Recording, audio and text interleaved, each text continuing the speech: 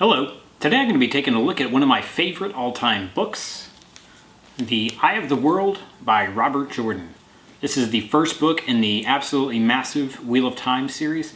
Each of the books are about 700 or 800 pages, and there are 14 books in the series, the last few of the books in the series being co-authored by Brandon Sanderson after Robert Jordan passed away. These were published by Tor Fantasy in 1990. The copy that I'm holding here is obviously not the first edition that we're going to be taking a look at.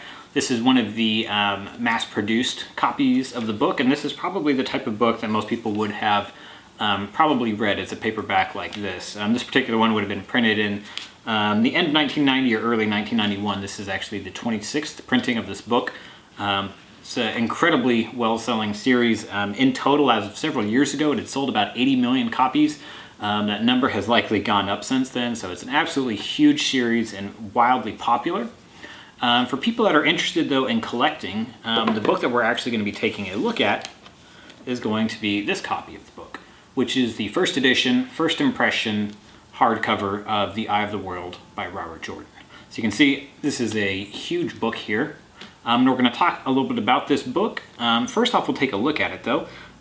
You can see here, taking a look at it, it's got the iconic design here on the front with artwork by Darrell K. Sweet. He did the art for, I think, the entire series. Depending on your taste, some people are not a big fan of his art. Myself included, I'm not a big fan of the overall artwork that was used throughout the series on the books. But I do think out of the artwork in the series, the art on The Eye of the World is probably the best. So I do really like the front on this one, even though I'm not a fan of the artwork on some of the other books in the series. You can see here it's just got a classic style here throughout the sides. On the dust jacket here, the book itself is just a simple blue that kind of matches the colors on the dust jacket here. So the first printing of the book was actually the paperback version. That was the true first edition, first printing. Now, for a lot of people, that's the true collectible version is usually the very first one that went to market. So that you would think would be the more valuable and more sought after book, but actually the hardcover is the most sought after version of the first edition. There's a few different reasons for that. One of them being obviously hardcovers are more desirable than paperbacks, but another one being that the first printing of these hardcovers were actually done for libraries. And it was a relatively small run of these books. It was about 1,500 or so copies is what the estimates are for it. And obviously the vast majority of them ended up in libraries where, of course, they were read and damaged, and very few of them actually survived to be in the condition like we see this particular book is in. You can actually see this particular copy here is completely unread, and it's in wonderful condition, but the vast majority of these books that have survived are not in this kind of condition. So I believe some of them did sell, but the majority of them, obviously, like I said, did end up in libraries. As the book sold really, really well, the Tor had to move quickly to get more hardcovers out there on the market.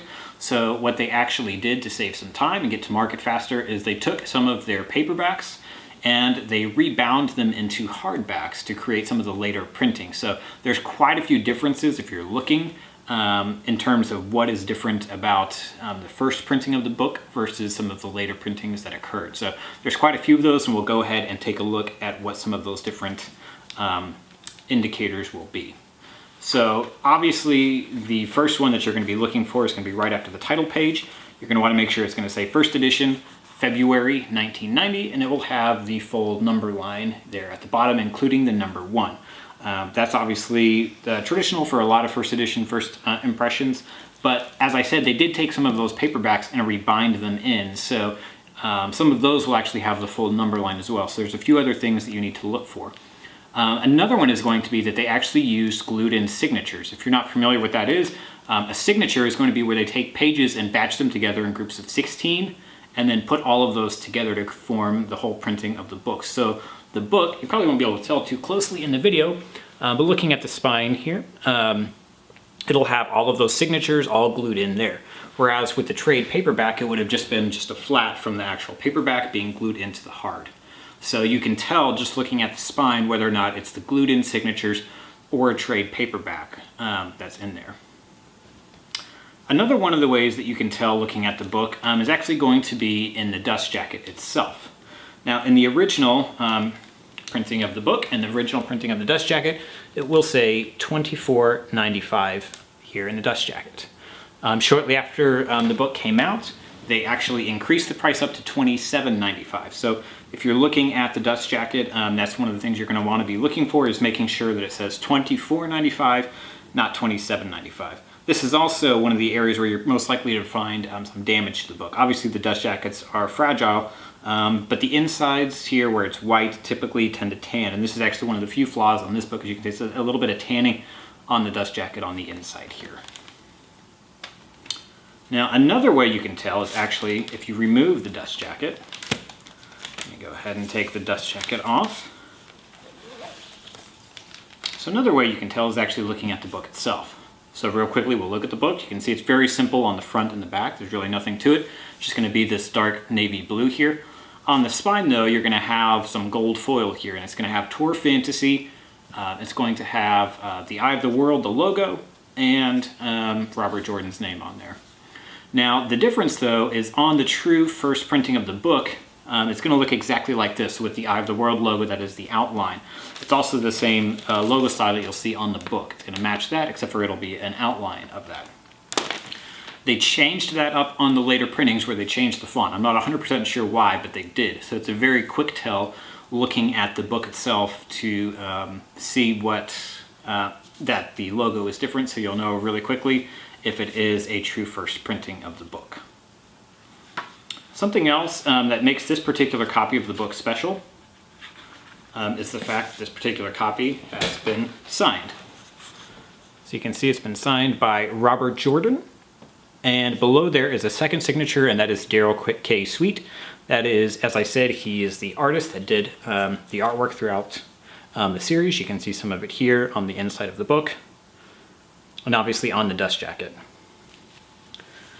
Now, if you're in the market for a book like this, as I said, there's only about 1,500 or so copies, so these are very, very difficult to find. Out of all the books in the series, including some of the books that I have in my collection that are far older than this and are pretty rare, this one is probably the hardest one to find.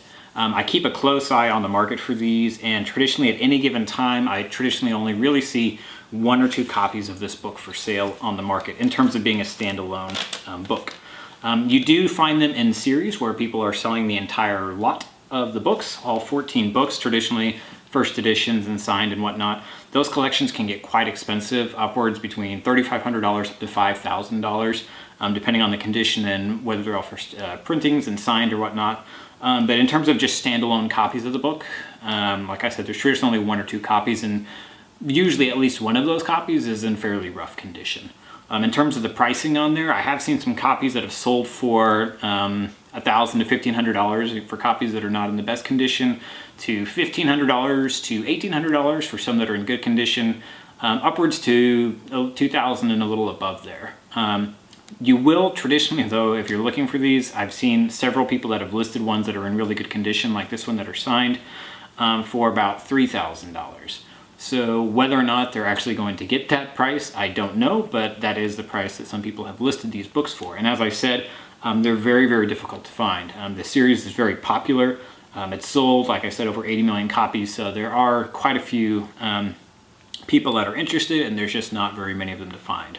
So if you are in the market for the book, that you need to bear in mind if you're looking for the first edition, first impression hardcover, that it is going to cost quite a bit of money. Now, the books do get progressively cheaper if you are looking to build the entire collection. The second book in the series is The Great Hunt, and that one is, believe it or not, almost as rare as this one. Not quite as rare, but finding the first printing hardcover of that one is also very difficult, and traditionally you only find a couple of those on the market as well. They are cheaper, somewhere in the $700-800 range, up to $1,000 or $1,200 for signed copies. But still fairly expensive, and also, as I said, very rare. So if you're planning on building the collection, those first 2 books alone are going to be about 90% of your costs. So that's just something to bear in mind. A lot of the later books in the series, particularly the ones at the end, done by Brandon Sanderson, those even signed are worth a whole lot more than really what you probably paid for the book when you bought it, even if it's in great condition.